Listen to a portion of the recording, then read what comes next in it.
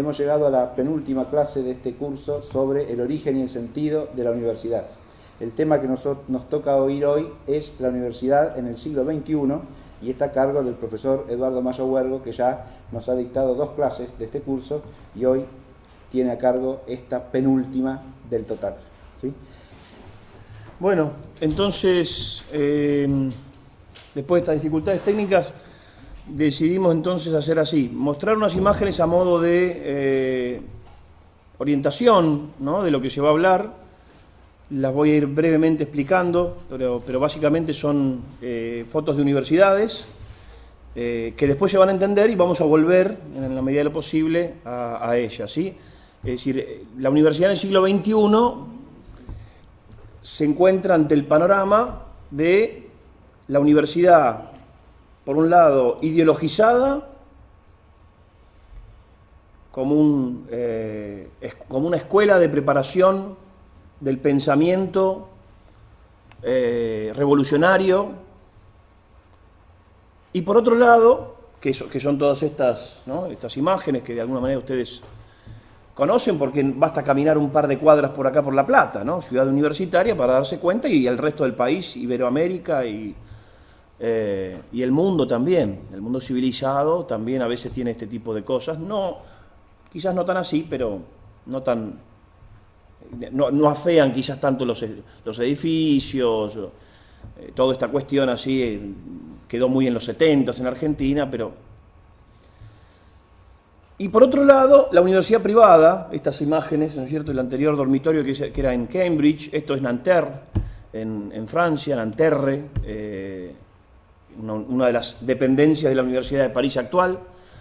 Esto es Singapur, sus universidades tecnológicas, ¿sí? Entonces, por un lado, yo quiero plantear la universidad estatal, la universidad politizada, la universidad ideologizada y revolucionaria.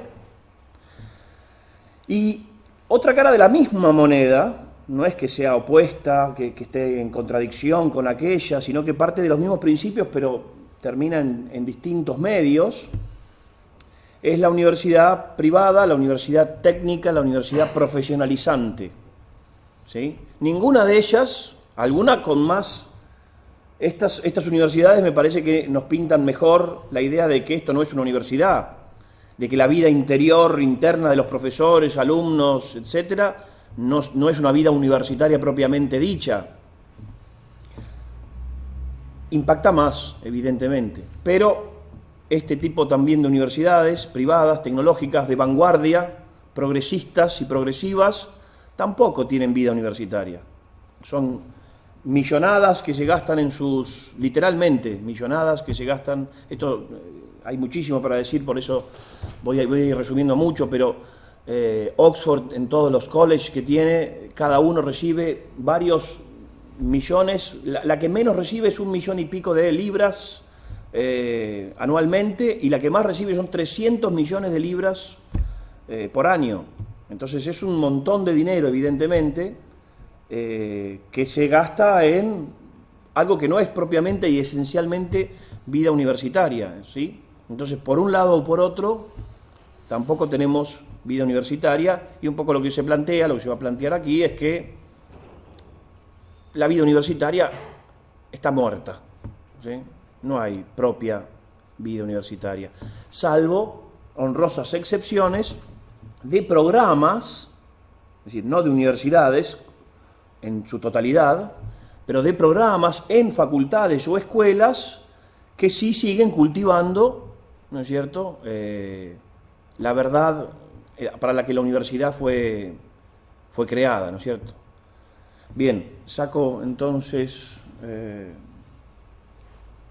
las imágenes, no les quiero dejar el texto para que no sea tentador ir a leerlo ahí, porque como todo texto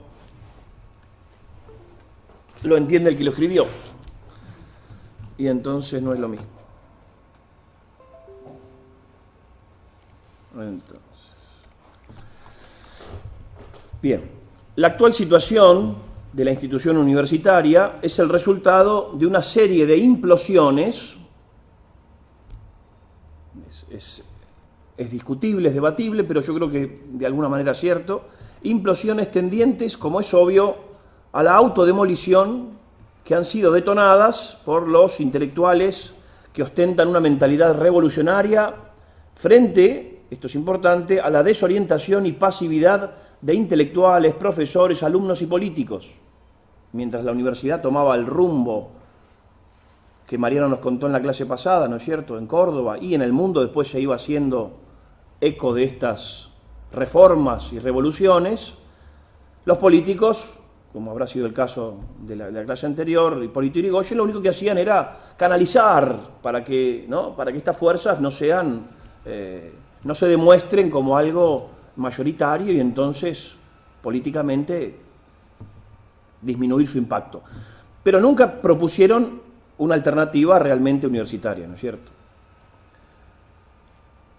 El resultado, creo poder dividirlo entonces, como les contaba recién, en dos aspectos de un mismo proceso. Por un lado, la universidad revolucionaria, por otro, la universidad profesionalizante, vamos a llamarle así. La faz revolucionaria de la universidad ha sido dejada en claro ya desde las últimas conferencias aquí, sí, no solamente la última, creo que la anteúltima también planteó un poco esto, yo mismo en la anterior. En especial con la Revolución de Córdoba, llevado a cabo por Deodoro Roca y sus secuaces. Pero hay otro hito más internacional, más próximo a nuestro tiempo, posterior a aquel de Córdoba, al que algunos pseudointelectuales creen ver en la grandeza de este movimiento de mayo del 68 francés, que se había inspirado en los estudiantes cordobeses, como si fuese un hito esto, ¿no es cierto? Un hito de desarrollo, de progreso efectivo de la universidad.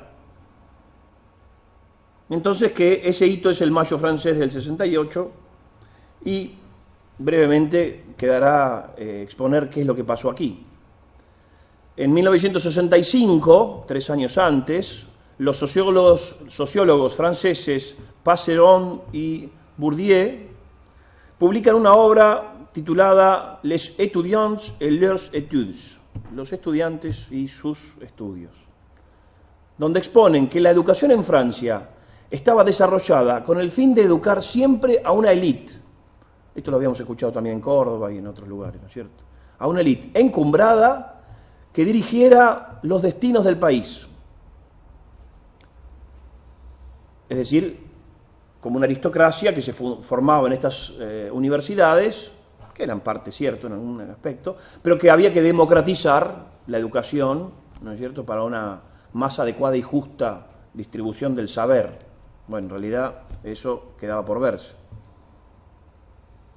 Tras una revuelta de los trabajadores, los estudiantes de la Universidad de París deciden unírseles en el mes de mayo de 1968, generando protestas, toma de universidades y todo tipo de disturbios que darían forma a la actividad educativa de la universidad contemporánea. Sería el modelo. Tras los sucesos del mayo del 68, rápidamente, se llevó a cabo una profunda reforma en la enseñanza de Francia. En el mismo año, yo creo que es por el mes de septiembre o diciembre, no recuerdo, pero hacia fines del año 68, ya se sanciona la ley Fauré, por la cual se reestructura la educación universitaria en Francia, teniendo en cuenta los sucesos de unos meses atrás. Y se pedía a los profesores que se agruparan según su propio criterio. Esa era la democratización, ¿no es cierto? La insidiosa demanda de democratización para lograr que cada uno, según criterio, los profesores vayan asociándose en saberes y destruyan la estructura del antiguo régimen, ¿no? Constituyendo nuevas universidades a partir de las agrupaciones resultantes. Las agrupaciones se llevaron a cabo fundamentalmente por criterios políticos, debido a la influencia todavía cercana de los sucesos del 68. La ley ponía en práctica cambios radicales y a la vez que desnudaba las verdaderas intenciones sobre la universidad, destruían lo poco que quedaba quizás aún de serio en ella. Porque si uno se va a la universidad francesa, europea, antigua al 68, ¿no es cierto? Bueno, ya encuentra ideologización, ya encuentra una desorientación y más bien una orientación malsana en muchas facultades, en muchos profesores, pero sí había seriedad, por lo menos investigativamente, objetivamente tomado, era un trabajo serio y profundo que ni siquiera después se va a suceder. Digo, por lo menos para sacar algo, ¿no es cierto?, que había de potable y de gente que podía estar, como acá mismo en la Universidad Nacional de La Plata, podía haber gente, por ejemplo, cristianos, católicos, practicantes, ¿no es cierto?, filósofos realistas, gente bien formada, que podía dar clase en la universidad pública misma, más allá de que adhiriese a todo el esquema, ¿no es cierto? Cada vez eso, fíjense, con todos estos sucesos, se va acotando a una dictadura cada vez más cercenante, ¿no es cierto?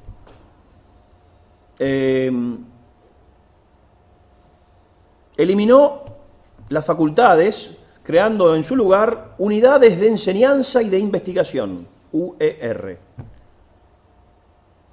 de research, ¿no? Las universidades, como en parte ya abría la brecha para la investigación. La universidad tiene que investigar. ¿Qué cosa? No importa. Así como un consejo universitario, en el que los participantes son los delegados estudiantiles, el estudiante empieza a formar parte, recordemos que esto también estaba en los principios de Córdoba, empieza a formar parte de las decisiones de la universidad, pero no solamente ellos, sino el personal técnico y administrativo también, porque la democratización tiene que ser absoluta, ir a las raíces. Todos tenemos participación. Después lo que van a decidir no son los técnicos y administrativos, ¿no es cierto? Son los administrativos de encumbrado, digamos, ¿no? Ni los alumnos tampoco, pero ellos tienen que hablar, tiene que haber apariencia de que esto es una democratización que ha tirado abajo el antiguo orden de élite, ¿cierto? Aristocrático. Entonces, estudiantes, personal técnico y administrativo, imaginemos secretarios, ¿no es cierto? Así como personalidades externas, fíjense, representantes electos locales, la mairie, la alcaldía del pueblo, entonces que venga el señor que lo eligieron ahí también, que tome parte, porque la vida universitaria es parte de la vida social. Claro que es parte de la vida social, pero no por eso, ¿no? Si yo soy un vendedor ambulante, no por eso, porque soy parte de la vida social, voy a ir a tomar parte en las decisiones que se hace en un colegio, universidad, institución o lo que sea, ¿no es cierto? Formativa, en un museo, voy a decir, pongan este cuadro acá, o sugerir eso. Bueno, claro, que esté abierto esa injerencia es lo que ellos querían lograr. Pero luego las decisiones se siguen tomando en otro lado, ¿sí? En una mesa chica, como se dice. Personalidades externas, entonces digo, representantes locales electos por la democracia, empresarios y sindicalistas. Todos metidos adentro, que vamos a decidir todos por todos. También alienta esta ley Foré el enfoque multidisciplinar, qué interesante, y la integración de las actividades de enseñanza y de investigación a través de la condición del profesor investigador, ¿no? Se recrea esta imagen, el profesor investigador. ¿Qué hace? Investiga. Este profesor investiga, no da clase, investiga. Y ahora vamos a hablar sobre eso también porque causa, si bien tiene sus aspectos positivos, en el fondo es fatal para el pleno desarrollo del profesor universitario. La Universidad de París dejó de existir propiamente el 31 de diciembre de 1970. Y los profesores que la constituían hasta entonces se reagruparon en 13 nuevas universidades, algunas de ellas multidisciplinares, son facultades que atienden varias disciplinas a la vez, y otras especializadas en determinados ámbitos de conocimiento. Y por un lado o por otro se rompía la unidad concreta del conocimiento. Las conclusiones del movimiento universitario francés, según sus propios promotores, fueron auspiciosas, pero como todo proceso revolucionario debe continuar profundizándose a pesar de las iniciales conquistas. Es un proceso que va hasta siempre, digamos, ¿no? Al final, nunca, no se supone que sea así, digamos, ¿no? Alain Touraine, aquel sociólogo francés, creador de la idea de la desmodernización, no, es decir, estaba en contra de la idea de llamarle a la sociedad posmoderna, sino desmodernización, acabar, ¿no es cierto?, con la modernización, con la modernidad ilustrada, racionalizante, ¿no es cierto? Es un poco pensamiento de Horkheimer acá, ¿no es cierto?, y toda esta crítica que se le hace a la modernidad. Pero este es francés, ¿no es cierto? Habría que acabar entonces con esta desmodernización, es decir, del proceso por el cual la sociedad abandona el modelo racionalista ilustrado y sigue viéndolo como la semilla de la que han germinado muchos de los mejores avances sociales en los últimos 40 años. Para él entonces es positivo. Por ejemplo, dice la liberación de la mujer en el mundo desarrollado, el protagonismo creciente de la sociedad civil, la consolidación de los derechos sindicales. Todo eso ayudó la universidad, el cambio, la revolución que se dio en el Mayo francés. Para otro importante personaje también, Henri Weber, un sociólogo político, todavía vivo creo, el balance es importante, y lo cito: es la libertad de la contracepción y del aborto, la autoridad parental conjunta sobre los hijos, la posibilidad para que las mujeres abran una cuenta bancaria sin la autorización previa del marido, el derecho a la igualdad profesional entre mujer y hombre. Todo eso son logros que de alguna manera ayudó a ganar la mentalidad que puso en práctica los revolucionarios, aquellos jóvenes idealistas, vamos a llamarles así, que para nosotros es conocido ese término.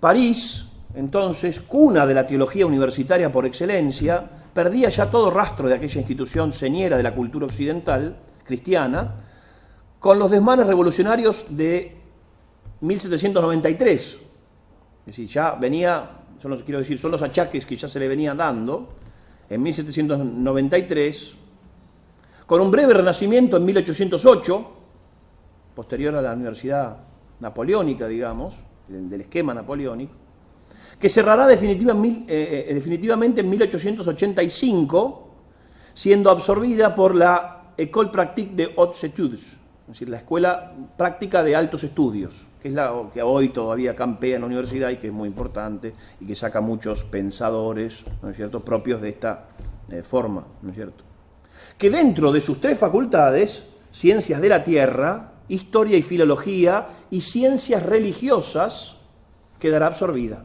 Es decir, teología, lo que se llamaba antes teología, obviamente no va a ser teología, está metida dentro de una de las facultades, de los programas de estudio que uno puede ir a estudiar a esa facultad, a esa escuela, porque el nombre escuela es propiciado justamente a propósito, y no es faculté, ¿no?, es école. Dentro de esas tres, la de ciencias religiosas, entonces, será donde uno pueda encontrar los rastros de la antigua teología, pero ausente totalmente. De todas maneras, aquel renacimiento de 1808, que había, yo dije, el modelo de universidad napoleónica, nunca fue reconocido por la Santa Sede, que en 1889, 4 años después del surgimiento de la École Pratique des Hautes Études,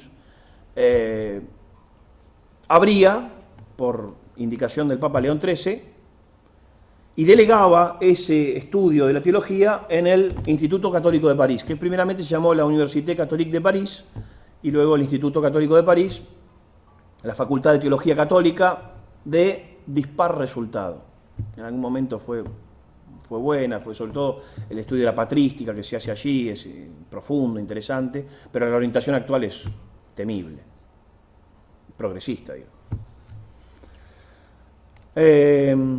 Pero con esa apariencia es difícil ver, porque no es la actitud revolucionaria de vamos a enseñar la teología de los pobres o de lo que sea, que uno ya enseguida identifica. No, allí se sigue estudiando Duns Scoto, por ejemplo, pero con una interpretación y de una forma de mirarlo particularísima, ¿no? Entonces las universidades nacidas desde Francia, en París, estoy terminando con este tema entonces, en 1970, se mantienen en su denominación con el nombre de París, ¿no? y el sobrenombre de la Sorbona. Y utilizan las instalaciones de la antigua universidad, situadas en el barrio latino de París, en los distritos quinto y sexto, en los arrondissements, en los barrios, barrio latino, barrio quinto, barrio sexto, y brevemente la Universidad París I, Panteón Sorbonne, especializada en economía, derecho, ciencias políticas, geografía e historia, la Universidad París II, se hacen con nombres, ¿no es cierto? Panteón Assas, especializada en derecho, la Universidad París III, Sorbonne Nouvelle, la nueva Sorbona, la Université Sorbonne Nouvelle, especializada en comunicación social, estudios culturales y teatro. La Universidad París IV, París Sorbonne, especializada en filología y lingüística. La Universidad París V, Descartes, de filosofía, uno dirá, no, especializada en medicina y ciencias de la salud. La Universidad París VI, Pierre et Marie Curie, UPMC, especializada en ciencias naturales, matemáticas e ingenierías, unidas desde este año 2018 con París Sorbonne, es decir, con la anterior, con la París IV. Universidad París VII, Diderot, Universidad París VIII, octava, Vincent Saint-Denis, empiezan a salir del círculo propiamente de París. Saint-Denis es un barrio al norte, un barrio pero que de alguna manera está integradísimo a París, pero no es París, no es propiamente la ciudad de París. Universidad 9, Dauphine, la del Delfín, pero no hay rey, así que no hay delfín tampoco, ¿no? Imagino. Pero el nombre sigue, ¿no? Es interesante. Universidad París 10, Nanterre, ¿sí? la que mostré recién, ese campus enorme, después la volvemos a poner, muy moderno. La Universidad París 11, París Sud. La Universidad París 12, Val del Marne, y la Universidad París 13, París Nord, como las Gare du Nord, Gare du Sud, las estaciones de trenes, ¿no es cierto? Así tienen una universidad en cada lado. 13 universidades de lo que era una sola. Ese es el progreso que ha hecho París. Expandida esta mentalidad a todo el mundo, la universidad no será sino un campo de entrenamiento para la transformación de la sociedad en la que los jóvenes son instruidos con una fuerza inusitada en sus mentes que hace de ellos vacíos agentes de cambio social. Un cambio que se fagocita a sí mismo porque es eterno, como decíamos recién, la revolución, como la realidad misma, que es cambiante, y juegan, realidad y cambio, a morderse la cola en una espiral sin fin, ¿no es cierto? Porque la universidad tiene que cambiar. ¿Por qué tiene que cambiar? Porque la sociedad avanza inexorablemente. Entonces avanza, cambia, ¿no es cierto? Y entonces tenemos la excusa para siempre meter la mentalidad revolucionaria e ir cambiando las estructuras que no nos parecen. Hasta ahí la universidad, como tomada desde la Universidad de París y desde estos acotes que hice al principio de la Universidad de La Plata, de la universidad reducida a un reducto justamente revolucionario, de fermento revolucionario.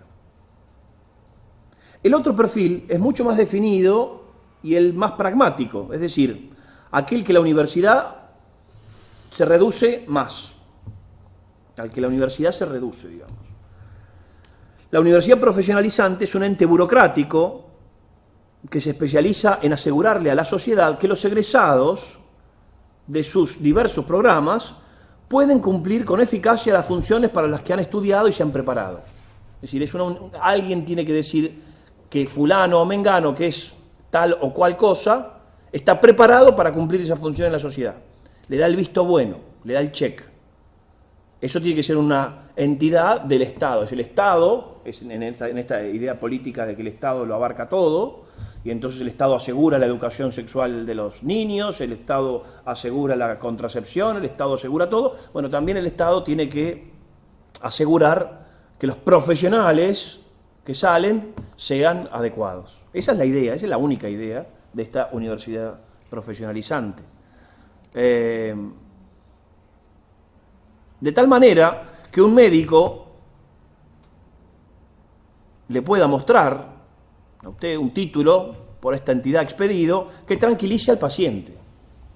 Pone el título ahí, yo soy odontólogo, no le voy a hacer un desastre en la dentadura. Mire, yo estudié, yo sé esto, no es que me compré este sillón y vengo acá a hacer lo que a mí me parece, sino que a mí me han habilitado. ¿Cuándo termina el conocimiento? Aristóteles estudió 20 años con Platón, ¿no es cierto? Yo cuando le digo eso a mis alumnos se horrorizan, pasar 20 años en la universidad con un martirio. Entonces,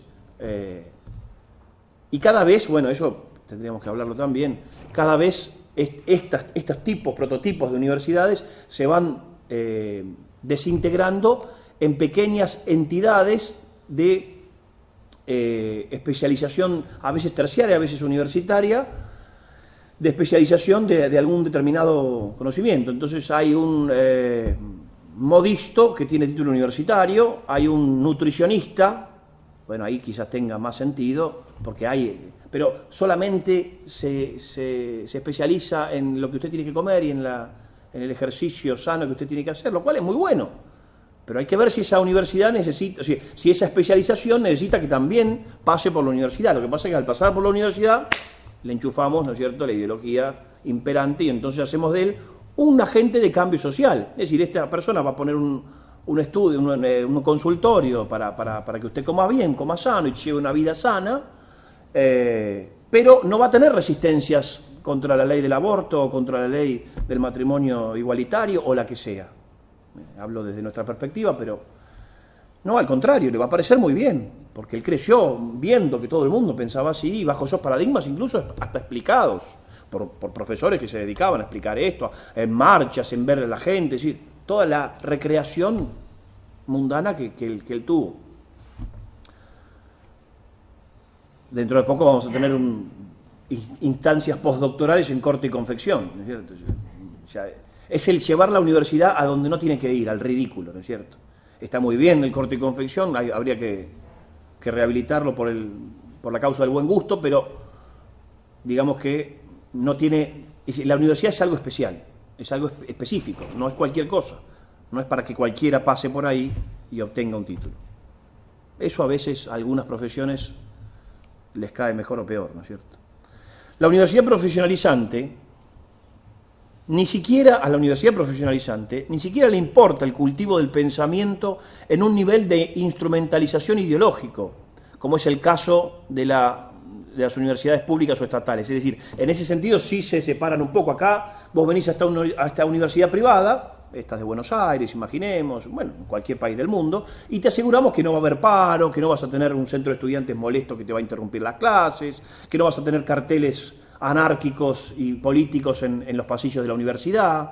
Va a ser una universidad como estas que vimos acá también, que después recuerden y las veremos, esta de Singapur, esta de Francia, estas en Cambridge, en Oxford, ¿no es cierto?, en Harvard, que son limpísimas, ¿no es cierto?, que son ordenadísimas y que tienen, como yo decía recién, presupuestos altísimos que cubren todo eso y aseguran que alguien que teme, ¿no es cierto?, a eso... Porque están las dos cuestiones. Primero, que aquel que teme el estado de ideologización y entonces quiere hacer su universidad tranquilo y entonces puede pagar esto. Y está el que dice, no, hay que ir a la universidad pública porque ahí te formás, ahí te exponés a todo y entonces forjás el carácter y el espíritu y salís. Y entonces tenés que pasar por esos claustros para realmente ser un hombre, un hombrecito, ¿no es cierto? Si uno termina la escuela y va a esa universidad, entonces se forma porque ahí es la feria del mundo, ¿no es cierto?, como se llama esa obra. La Feria del Mundo, Feria del Mundo Rosa. Es por esto que este perfil lo encarnan más bien las caras universidades privadas que se dedican a ofrecer a estudiantes todo tipo de innovaciones en los instrumentos de aprendizaje, puertas de apertura y cerrado automático, limpieza aséptica en todos sus baños, uno entra al baño y es mejor que un hotel, comedores de lujo con una dieta balanceada, proyectores en cada aula, proyectores digo de imágenes, computadoras, sistemas para cada proceso de enseñanza, de tal manera que el alumno pueda dedicarse a formarse como contador, hotelero, ingeniero mecánico u odontólogo, pero que no reflexione nunca nada sobre el saber, la verdad y los valores. No sé por qué tienen que llamarle universidad a eso, ¿no es cierto? Que hagan otra institución. En 1999, esto es interesante, en 1999 se presentó un informe de dos investigadoras para el American Council of Education, llamado, es decir, el Consejo Americano de Educación, llamado What Business Wants from Higher Education. Lo que el negocio quiere, desea de la educación, espera de la educación superior. 1999, en la que afirmaban estas dos señoras que los centros universitarios perdían el tiempo con asuntos tan inútiles como los sonetos de Shakespeare o la filosofía de Kant. Bueno, con la filosofía de Kant pierden el tiempo, seguramente. Pero bueno, digamos, por lo menos al lado de lo que se estudia después, para conocer el idealismo, será útil, qué sé yo. Pero se pierde el tiempo con eso, ese es el mensaje de esto, del informe. Sigue diciendo, el profesor de mitología lituana debe ser reemplazado por Bill Gates. Fíjense, este es textual, ¿eh? Especialista en beneficios masivos. Porque, claro, ¿quién va a leer un soneto de Shakespeare hoy? ¿Y quién va a leer la crítica de la razón pura? ¿Para qué? ¿Y para qué, además? ¿No es cierto? ¿Para qué propiciar que se haga eso?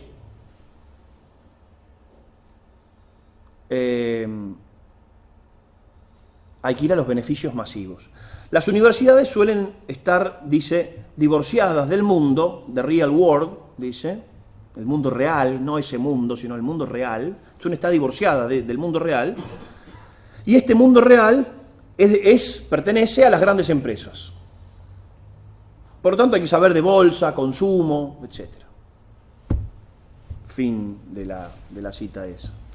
Me voy a permitir ahora, es terrible, ¿no es cierto? Es esto. Me voy a permitir leer algunos pasajes de este libro que es interesante en este aspecto, que es de un amigo, de un conocido, un amigo tomista, doctor en filosofía, mexicano, de Guadalajara, profesor allí, Manuel Ocampo Ponce, que tiene un librito que se llama Filosofía de la Cultura, editado por los dominicos de Valencia, de DICEP, las dominicas, que tiene un capítulo sobre la universidad y la conformación de la cultura.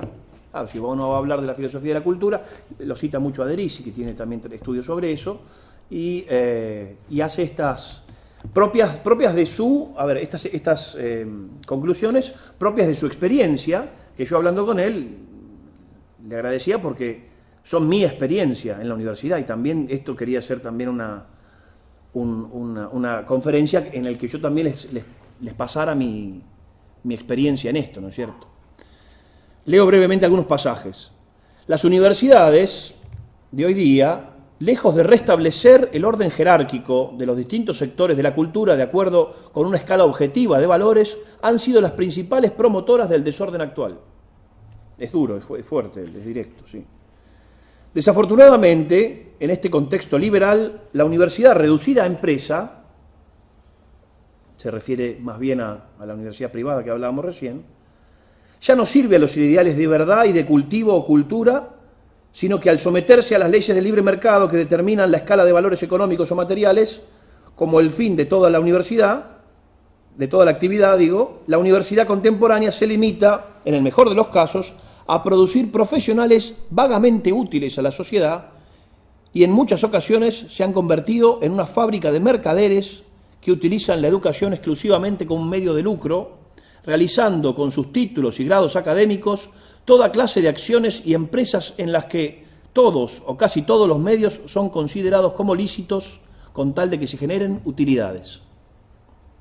Los nuevos sistemas de certificación y calidad exaltan lo cuantitativo, haciendo parecer que el nivel de una universidad o empresa es proporcional al tipo de instalaciones, edificios, aulas, extinguidores, sistemas administrativos, computadoras, quedando relegado lo esencialmente universitario.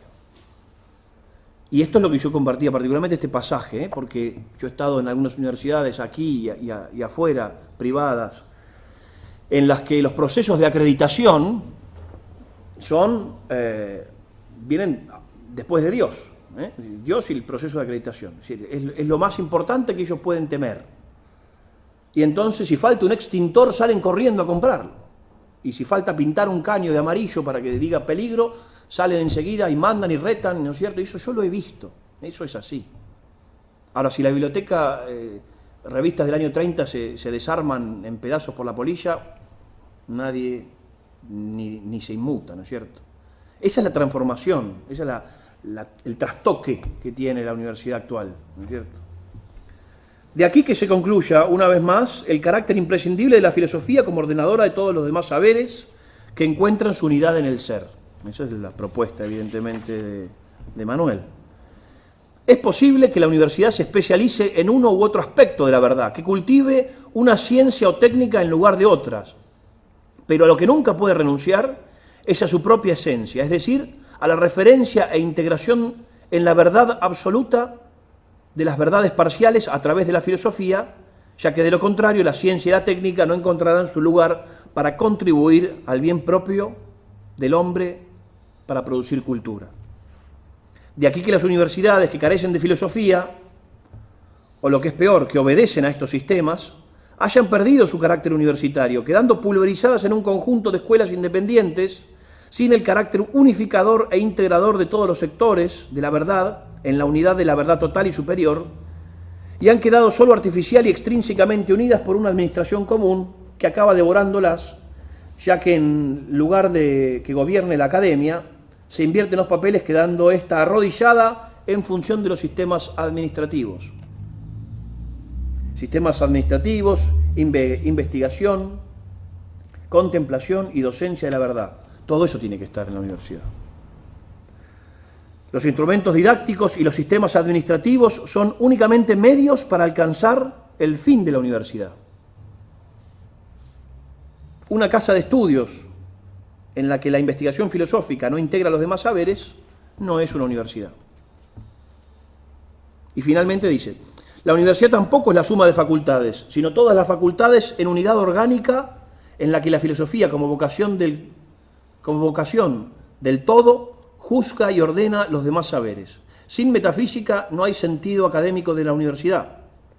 Una verdadera universidad debe integrar la filosofía cuyo objeto es el ser, es decir, el objeto más universal, las humanidades cuyo objeto es el hombre, las ciencias particulares experimentales, las técnicas, las artes, y más aún, una universidad católica debería tener a la teología sobre la base de la revelación y de una buena filosofía perenne que ilumina e integre los demás saberes. Porque claro, dentro de esto, y es lo que iba a tocar brevemente ahora, están las creaciones de las universidades católicas. Como contrapeso, inicialmente, queriendo de alguna manera hablar y profundizar las cosas que la universidad tradicional, diríamos, había perdido. Lo que pasa es que el derrotero de la Universidad Católica mundial, nacional pero mundial, ha sido por demás deficiente. Se han reducido en muchos casos a meras empresas con sucursales en otras ciudades, en otros países incluso a veces. La Universidad de Bolonia tiene acá en Buenos Aires un centro también, o sea que son internacionales a veces también. Pero la Universidad Católica, que fue realmente una respuesta en su tiempo, en el siglo XX, la Universidad Católica Argentina surge por contacto de Monseñor Derisi con Pablo VI directamente. Pablo VI enojado con el episcopado argentino que no teníamos una universidad católica. Y entonces se hace de los viejos cursos de cultura católica y pasan a lo que es hoy. Y emitir un juicio sobre lo que es hoy y es bastante peyorativo, porque la verdad que es eso.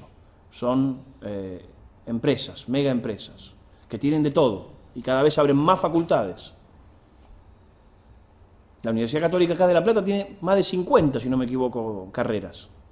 Cursos cortos, carreras, actualizaciones, una serie de cosas que es difícil, ¿no?, mantener la unidad que decía acá y no ser fagocitada en ese sentido, porque es más grave que la Universidad Católica sea fagocitada por el sistema, porque está llamada a una vocación más alta incluso, ¿no es cierto?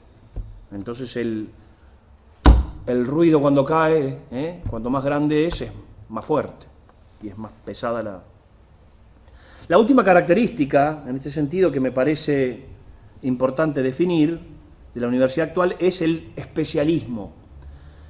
Y esto atraviesa a los dos esquemas de universidad que yo dije antes, la profesionalizante y la revolucionaria.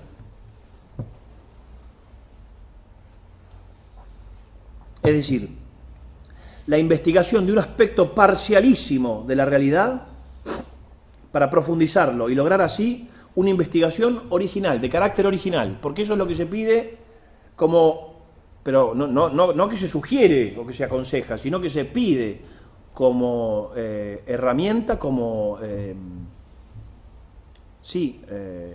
punto necesario a cumplir si uno quiere hacer una tesis doctoral. El tema tiene que ser original. Evidentemente, uno no va a tocar un tema que ya en todo ha sido desarrollado igual. Evidentemente que tiene algún aspecto original, pero esa originalidad muchas veces se propaga o se propicia que se haga con autores y con obras totalmente desconocidas que no tienen ningún valor ni ningún sentido para la verdadera cultura. Entonces algún autor se termina yendo a un filósofo soviético, checoslovaco, que escribió por ahí 2 o 3 obras y que nadie lo trató. Entonces, como la universidad me pide que sea original, yo tengo que ir tras... Sorpresa mía fue cuando yo en una universidad católica dije que iba a estudiar Santo Tomás y dijo, no, Santo Tomás no, ya está, dijo. No, ya está, ya hay muchos estudios. Como diciendo, ¿qué vas a poder proponer de nuevo, no es cierto? Bueno, sí, no es que uno era un genio que venía a traer un Fabro, ¿no es cierto? Que venía a traer una doctrina rimbombante, digo Fabro por aquella cuestión de los años 70, creo que fue por ahí, 60 o anterior, con Geiger, sobre todo estas cuestiones tomistas, pero digo, más allá de eso, la filosofía siempre nueva, como es filosofía perenne, siempre hay algún aspecto que se puede resaltar. No, ya estaba. Es el árbol, yo digo, que tapa el bosque, ¿no? Porque al final uno termina dedicándose al verbo eimi en el segundo libro de la metafísica de Aristóteles para mostrar la idea de ser, qué sé yo. Entonces, bueno, de ahí puede salir una linda tesis, sí, ciertamente, pero esa ultra especialización, lo que trae normalmente, y eso es de cajón, siempre es así, es la pérdida de la unidad total del conocimiento.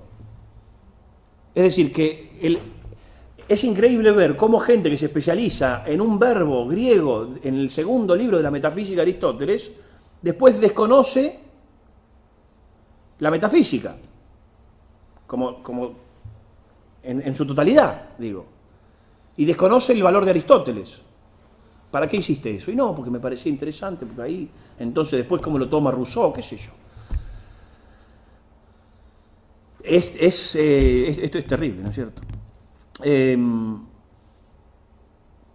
Digo, es el árbol que tapa el bosque, son las investigaciones que muestran una falta de visión global de un autor o de una obra o de una época para quedarse con la utilización de un término en especial o de una cuestión mínima sobre una consideración que debería ser universal, debería estar apuntando a una consideración universal. Y eso, brevemente cuento la experiencia mía en un congreso internacional en Leeds, en el Yorkshire de Inglaterra, una región norte de Inglaterra. Ahí se hace el International Medieval Congress, el Congreso Internacional Medieval, el más importante del mundo, el más grande, el que son varios días, es toda una universidad, realmente es una atracción interesante y son instalaciones riquísimas, es decir, poderosísimas y muy tradicionales también, porque los ingleses han mantenido, ¿no?, toda esa estructura antigua, esos edificios victorianos, la utilización de la madera, de las alfombras, de los tapetes, entonces le da un aspecto tradicional, pero luego lo que está dentro es una mera cáscara, digamos, ¿no? Entonces es increíble ver a miles, cientos, miles de estudiantes de todo el mundo, rumanos, argentinos, brasileros, norteamericanos, bueno, de todos lados, en varios días, disertando sobre diversos aspectos, y uno va seleccionando la ponencia que quiere ir a ver, y entonces le dicen dónde es, a qué hora, y entonces se va como de un lado al otro, y está todo armadito realmente. Hay una feria medieval, hay hay halcones de casa, hay música medieval, hay cuchillos medievales, hay lo que usted quiera. Hay toda una industria hecha sobre esto. Pero el pensamiento medieval, no es de la cristiandad, es de esa Edad Media tomada modernamente. Es decir, uno bajo el título de medieval puede poner cualquier cosa dentro. Y entonces ahí conviven especialidades estériles con aportaciones genuinas, porque está todo mezclado, ¿no? Entonces uno puede hablar de la filosofía tomista, puede hablar de los halcones de casa de Federico II Hohenstaufen. Es lo mismo. Interesante todo, porque todo es aplaudido, ¿no? Salvo cuando uno pone un poco incómodo algunas cosas. Conclusión.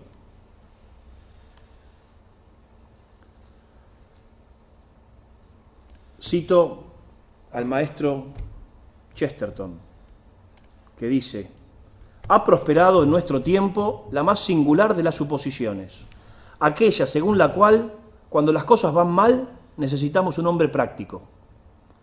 Sería más acertado decir que cuando las cosas van muy mal, necesitamos a un teórico. Un hombre práctico significa un hombre acostumbrado a la simple vida diaria, a la manera como las cosas funcionan normalmente. Cuando las cosas no funcionan normalmente, has de tener un pensador, aquel que sepa por qué no funcionan. Si un aeroplano tiene una ligera avería, un hombre mañoso puede arreglarlo. Si la avería es muy grave, es mucho más probable que nos veamos obligados a sacar a las rastras de la facultad o un laboratorio a un viejo profesor despistado con el pelo blanco, despeinado, para que analice el mal. Cuando más complicada sea la avería, más canoso y despistado deberá ser el teórico necesario para ocuparse de ella. Y en algunos casos extremos, nadie sino el hombre, probablemente chiflado, que inventó tu aeronave voladora, podrá decirte qué le pasa. Esto está en un libro que se llama Lo que está mal en el mundo. Y me interesa plantearlo para la idea de la universidad como aspecto práctico, pragmático, de que sepan hacer en el hacer y no en el ser, en el pensar, ¿no es cierto? Bien, siguiendo, para terminar, el excelso estudio del profesor Francisco Bocos, que se llama El problema universitario, encontramos una serie de etapas que muestra perfectamente el declive progresivo de la universidad desde una casa de auténtica sabiduría hasta la actual universidad revolucionaria. La universidad es la plena manifestación de la inclinación del saber del hombre. Implica el sometimiento a las leyes de la inteligencia, el trabajo constante, humilde y silencioso, y a la realidad del ser, lo que implica combatir el subjetivismo, sin olvidar el sometimiento a las normas de la verdad. En este modelo, el maestro es el poseedor del saber, dispuesto generosamente a transmitirlo y el alumno a aceptarlo, con sacrificio, pero está dispuesto a obtenerlo. La interrelación entre alumno y maestro implica un ambiente de serenidad, concordia, orden y paz, y el reconocimiento de la superioridad moral e intelectual por parte del profesor o maestro, y no de que somos iguales o que el profesor es meramente un destapador, un descubridor para que él mismo construya su conocimiento. Y en ese sentido podemos armar el siguiente esquema de decadencia hasta nuestros días de la universidad. Primero, la universidad filosófica, es decir, entre comillas. Con el inmanentismo y antropocentrismo de la edad moderna, la universidad se hace filosófica aspirando a una verdad enteramente natural. Es la universidad que cultiva la filosofía, pero en ese aspecto, no la filosofía propiamente dicha. Segundo, la universidad científica. El positivismo marca el segundo grado de la caída, con la preocupación por las causas segundas, perdiéndose la unidad en su conjunto. Tercera, la universidad profesional. El modelo de universidad profesional es el del aprendizaje para la obtención de un título. Solo cuenta la preocupación por egresar. Y acá este modelo se inicia, si bien hoy es rutilante, pero se inicia en la Universidad Napoleónica. Napoleón quería eso, traer y acotar la universidad a aquello que él pudiera controlar y que él quisiera. Y acá en Argentina con la ley de Avellaneda, me imagino lo habrán visto. La universidad burocrática, cuarto. Con la universidad burocrática lo importante es la administración y el suministro de empleos o la obtención de poder. La universidad puede muy bien ser un campo de experimentación social y política. El espíritu utilitarista se adueña de ella, quedando relegada a las políticas que caigan desde el Estado en sus diversos gobiernos. Entonces es un centro de aplicación y así andamos, ¿no es cierto? Sobre todo en Argentina esto tiene vaivenes bastante grandes en la educación, porque van para un lado, después van para el otro, dicen que todo lo anterior está mal, entonces hay que renovarlo, eso mismo se va a renovar después. No hay ni siquiera una tradición de esto, ¿no es cierto? Quinta, la universidad revolucionaria. Los alumnos se forman para la revolución de la sociedad conforme a los ideales de la cultura liberal y el marxismo. Es decir, la Universidad de Gramsci, la universidad inspirada en el programa cultural de Gramsci. En la escuela de Frankfurt de Horkheimer, Adorno, Marcuse y Habermas. La toma de facultades, la democratización de la educación, el vaciamiento último de los restos universitarios. Y voy a detenerme simplemente un segundo en Marcuse, que dije aquí, en Herbert Marcuse, porque es justamente uno de los que se cita como ideólogos del Mayo francés. Es decir, hasta el Mayo francés, hasta el Mayo del 68, Marcuse era un pobre profesor de filosofía y a partir del Mayo francés empiezan a reeditarle las obras que antes él venía editando, pero que no tenían ningún éxito y que se popularizan. Los estudiantes universitarios del Mayo francés desplegaron en baños universitarios, en cafés, en distintos lugares, carteles que tenían las 3 M, Marx, Mao y Marcuse, para que se vea bien, ¿no es cierto?, la plataforma de donde se partía. El último aspecto abordado por la universidad revolucionaria, que atraviesa y toca también a la universidad profesionalizante, es la ideología de género, que ya tiene no solo eco en los alumnos y profesores en todo el mundo, sino cursos y programas como en la antigua Universidad de Köln, Colonia. Y cito aquí, después lo voy a mostrar en las imágenes, cito aquí un texto traducido del alemán original de la página de la Universidad de Colonia, sobre el programa, se llama Gender Equality and Diversity Study Program. Igualdad de género y diversidad, programa de estudio. Cito: se debe abordar a los estudiantes con sus diferentes conocimientos y orientación y horizontes de experiencia, así como las situaciones de vida, y encontrar condiciones marco adecuadas que permitan un aprendizaje orientado a objetivos y autodeterminado. Los maestros deben recibir apoyo para reconocer esta diversidad como un potencial para la enseñanza de alta calidad y para desarrollar e implementar medidas apropiadas. Y entonces será este programa que usted puede ir a estudiar, si le interesa, Gender Equality and Diversity Study Program. Está dicho en inglés, de hecho, no en alemán. La única solución posible entonces es el sometimiento a las leyes del pensar y a sus exigencias morales. En última instancia, la adhesión a la verdad. En este esquema que recién repasamos, advertimos la lucha entre la modernidad en permanente avance y la verdad hackeada por el mal. Lo que ocurre en la universidad sería un aspecto más de la lucha, es decir, la universidad está metida en esta lucha entre la conquista de la verdad y el error, ¿no es cierto? Bueno, si podemos, ponemos las imágenes para contar lo último.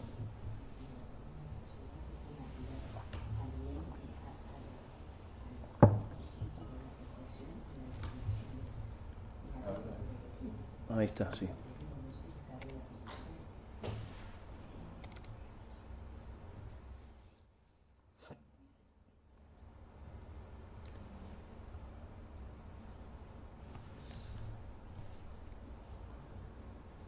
Bueno, acá están los estudiantes del Mayo francés.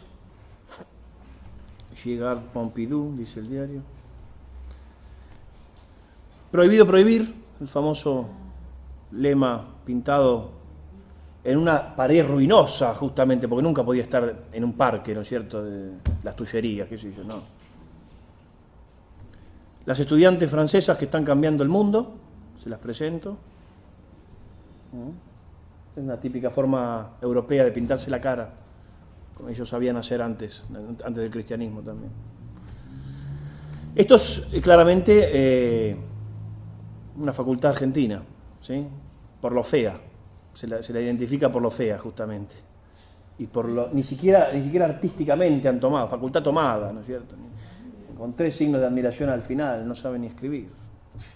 Facultad sin líderes, anarquía, bueno, ahora tenemos experiencia de esto. La facultad, además, se especializan en ser feas, ¿sí? Es decir, edificios que uno no quiere pisar realmente. Miren esto.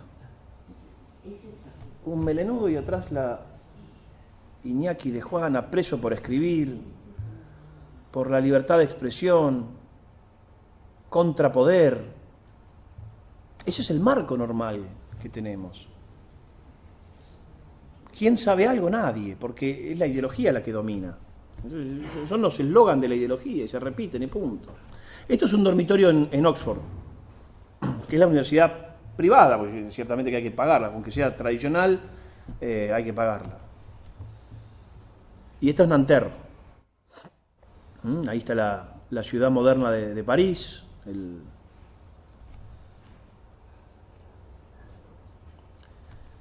Esto es Gante, Bélgica. Esto es Singapur, ¿ven? Sí, minimalismo, no hay ni un cuadrito colgado, nada, no hay arte, no hay nada, y todo es práctico, porque entonces la señorita puede salir de ahí sin toparse con la pata de la mesa, tiene la computadora última, ¿no es cierto? Hay silencio, hay aire acondicionado, calefacción, usted tiene todo. Hay un muchacho que viene y le limpia cuando usted se levanta, es decir, sí, es todo eso, pulcro, ordenado, soviético casi, ¿no? Y esta es la imagen que está en la Universidad de Colonia, que yo decía, donde he leído en alemán el texto que yo les decía recién, de cómo ellos proponen este proyecto, ¿no es cierto? Hay una chica, una profesora, lo que sea, sacando un libro que ya habla de género, Gendering, habría que ver después, actual. Y yo como último aspecto quería, esto repasarlo simplemente, mostrarles mi experiencia, compartirles brevemente, si me permiten, mi experiencia en Oxford, en la Universidad de Oxford, en el colegio, en el College Corpus Christi. Los nombres son todos cristianos y profundamente devotos y piadosos los nombres. El Colegio de la Magdalena, el Corpus Christi, All Souls, que ahora vamos a ver, de todas las almas. Preciosa entrada, ¿no es cierto?, típica de universidad inglesa, con esa piedra propia, medio amarillenta que tienen allá. Por ahí entramos y me recibió una profesora de la universidad, de ese college que es muy chiquito, en comparación con los otros, no tiene tantos fondos, pero tiene muy pocos alumnos y muy pocos profesores también. Esta es la disertación. Allí estoy con otro profesor de Harvard, era y una profesora norteamericana que hizo de moderadora, ¿no es cierto? Esta es la Universidad de Leeds, el modelo típico de esta piedra amarillita que yo decía, no sé si se nota. Muy lindo, es precioso esto. Esta es la casa de los estudiantes, donde me alojé. Por ahí, me creo que está. Todo ordenadito, todo limpio, realmente. Esta es la famosa Radcliffe Cámara en Oxford. Y vean ustedes el trazo, ¿no?, de del indeleble del tiempo, digamos, en ese sentido. La Scuola Metafisiche, no es para mirarme a mí, sino para mirar esto. La Scuola Metafisiche, Scuola Moralis Philosophiae. La entrada a cada una de las escuelas, de las facultades, digamos. Y esta es la pequeña biblioteca, la profesora allí que me auspiciaba el tour.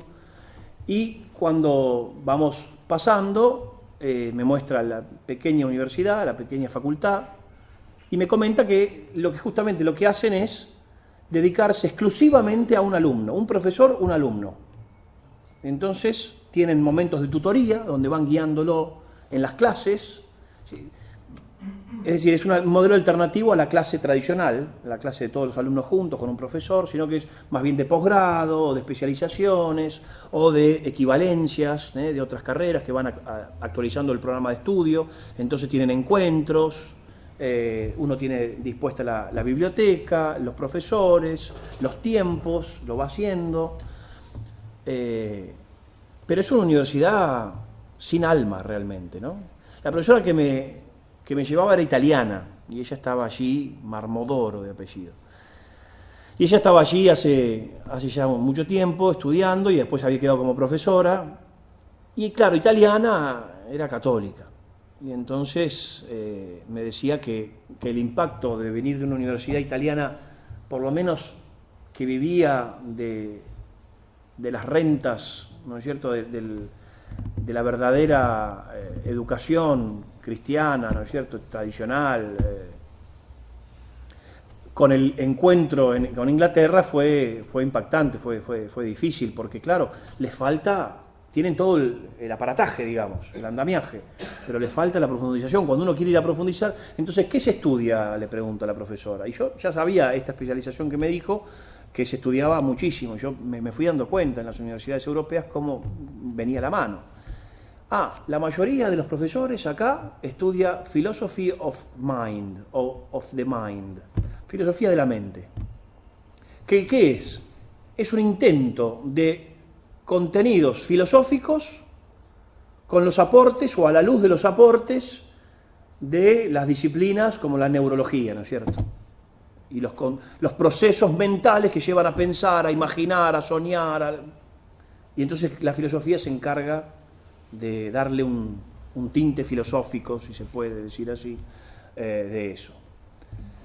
Y para eso hay un montón de dinero, no se imaginan, ¿eh? Cuando uno quiere estudiar Santo Tomás y cuestiones de los comentarios de Pedro Lombardo, no hay nada. Pero si uno quiere estudiar Philosophy of the Mind, hay universidades y programas enteros dedicados con becas exclusivas que lo ponen a usted en una universidad, en Roma, en España, en Francia, en Alemania, en Suiza, en Inglaterra, en Escocia, en donde quiera.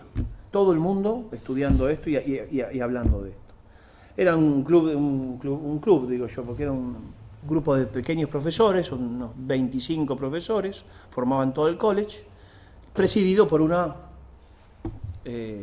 sacerdotisa, una presbítera, casada con una señora que era la profesora de ahí también, ¿no es cierto? Claro. Pero eso es lo normal, Está ahí y uno puede entrar y ver eso. Sí, formalmente casada. Digo, el panorama es preocupante porque la misma universidad no encuentra salida, no sé si la está buscando, pero tampoco encuentra, ¿no es cierto?, los buenos profesores que están en la universidad. Muchas veces no tenemos acceso, ¿no es cierto?, a la posibilidad de generar otra cosa. Dios con su providencia sabrá dirigir la universidad si es que hace falta todavía, ¿no es cierto? Bueno, muchas gracias.